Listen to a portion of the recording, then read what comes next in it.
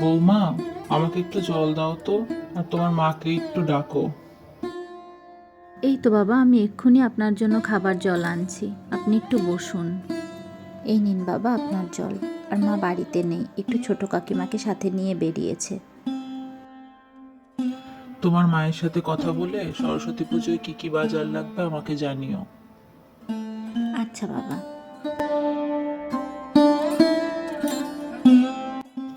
এবার ওই হরেন মুখুজ্জের ছোট ছেলেকে বলেছি পুজো করার কথা।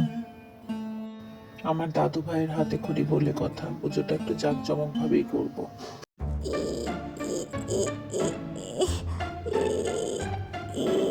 আর একটু জোরে টান না রে বাদর, কিচ্ছু পারে না ছেলেটা, কাঁথা একটা। তুই অনেক ভারী দিদি, আমি পারছি না রে আর। না রে দিদি, আমি তো পারছি না, দেখিস না মা সরস্বতীকে কেমন প্যাক প্যাক স্বর্গ থেকে মর্তে পিঠে করে নিয়ে আসে, আর তুই আমাকে একটু এখান থেকে ওখানে খোলাই করে টানতে পারিস না, গাধা একটা। এরম করে বললি দিদি, প্যাক প্যাকের মতো আমার তো আর পাখা নেই। কিরে তোরা কই গেলি? বাড়িতে আসবি নাকি আমি কান ধরে টেনে নিয়ে আসবো? না না মা, এই তো আসছি, এক্ষুনি চলে আসছি মা আমরা। এই ভাই শোন, তুই আবার মাকে গিয়ে বলিস না কিন্তু আমি তোকে দিয়ে খোলাটা নিয়েছি।